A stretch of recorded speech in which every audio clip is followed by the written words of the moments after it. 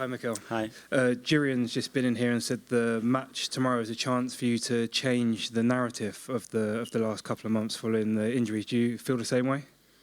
Well, it's a game that obviously brings a different energy. You know, it's a competition that puts everybody in their toes. We've done a lot already this season here, and now is the moment to start to make another stronger steps in the direction that we want. So very excited for the game.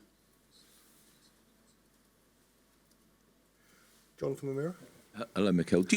When you look at this competition this year, do you feel it's quite an open competition? How do you view it? There's quite a few teams that would class themselves as as potential winners. Do you put yourself amongst those teams? I think in the group stage, because it was different, I could see it very open. Now I see it very close because I just see one opponent, which is PSV and tomorrow's game, and that's it. But in the first stage, I think it's been very, very different. And what do you think about the tennis format, if you like? Because you can map your path to the final, can't you? Do you like that? Does that scare you? Do you not get intimidated? How do you see it? I mean, the reality is, me personally as a coach, I just look at what is ahead. And what is ahead is a team that has eliminated a team like Juventus with a history. So I know the difficulty. We played against them a lot in recent years, and we know the difficulty of the match. Just go to Ian from the Mail here. Hi, Mikel. You obviously have complete confidence in your team, unless you wouldn't be sitting where you're sitting. How do you persuade your players, the players that are available to you now, that they are capable of doing the things that the group you had available to you 6 weeks ago was doing? Because you can't hide from the fact you were missing very, very big players. How do you get that belief from your mind into the mind of your players? Well, trying to explain how we're going to do it and why we do things, and they try to deliver that in the best possible way. In the last two results, it's been very different in terms of performance as well. Not getting the result that we want, but certainly being better, especially in the last game, than the opposition. And the fact that we have still gears, even with the players that we have, some other gears to take the game to a different level. When it comes to that stage, it's about lifting the level and the standards. Every individual has to be at their best, and when we do that with the team that we have and the connection that we have between us, we are a really strong team.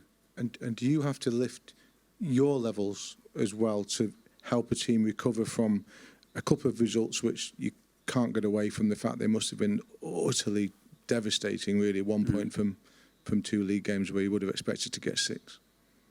Yeah, but what is expected and the reality is very different many times, you know, and it's part of our job, you know. The moment that you have a result is hurting, but it has to last 24 hours because then you have to move on and you have to face the next game and the preparation, and you cannot get away from that. That's a big quality of a coach or any player at this level, because in 3 days' time you're going to have another match, and emotionally and physically you have to be ready for it. So you over all that now, and you believe your players are over all of that?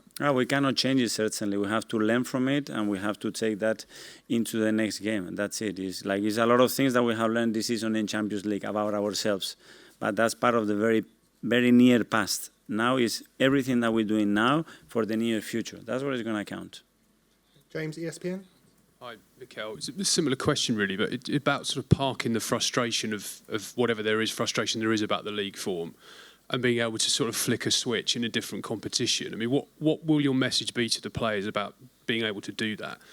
Well, certainly focusing on what we've done in this competition and why we've done it. And that's the biggest reassurance, because this doesn't happen at that level of consistency for that many months.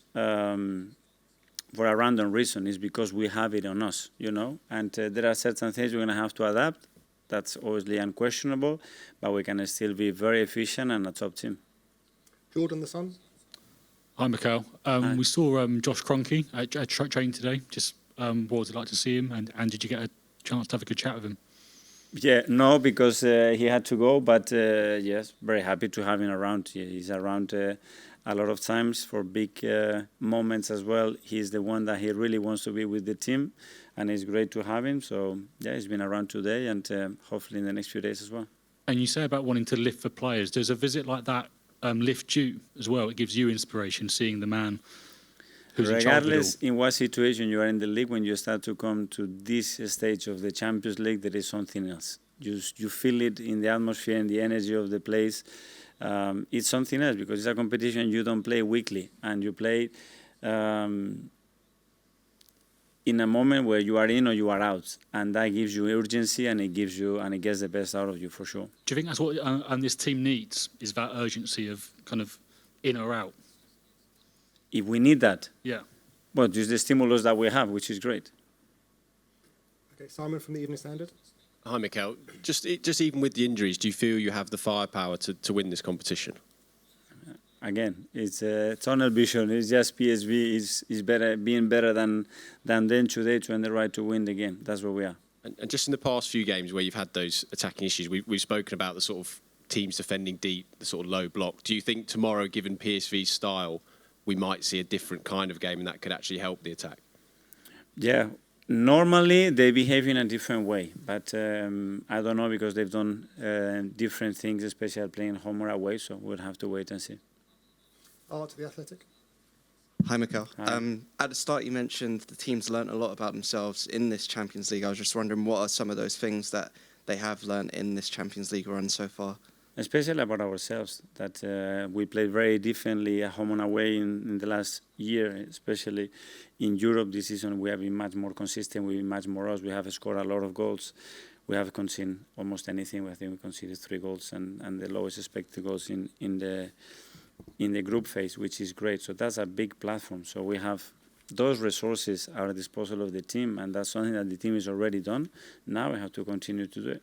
And just on Simon's point with low blocks that you face sometimes in the Premier League, I was wondering, so sometimes I think you've mentioned, obviously the aims to have the ball in the opponent's half for, I guess, most of the game, but would that lead to teams then playing more low blocks against your team, if that makes sense? Sometimes not a choice, and as well against Forest, for example, we lost a lot of opportunities where we could have run because we didn't execute well enough, and there's moments as well when the teams are disorganized, but when we are organized as well, we have faced a lot of them. We have won, I think, every game against back five, for example, which the other day they behaved like that in a different way because the winger was dropping. We are so used to that. It's about execution after that. Okay, Tom, Football London here. Hi, Mikel. You had a rare weekend off this weekend. Could you just give a little insight about how you used the extra time between midweek games? Sorry? Could you just give a little insight about how you use that time, because you rarely have a weekend off? Yeah. How did you use it as effectively as you could? Well, because of the schedule that we had, give some players, most of the players, some time off as well after the last game that we had, and then lead the preparation that we normally do. It's true that we have more time, so we focus a lot of things on us as well, and not having to do just game plans and very short training session related to what's going to happen in the game. So that was very useful. Ed Guardian. Hi, Mikel. You've obviously been here the last couple of seasons.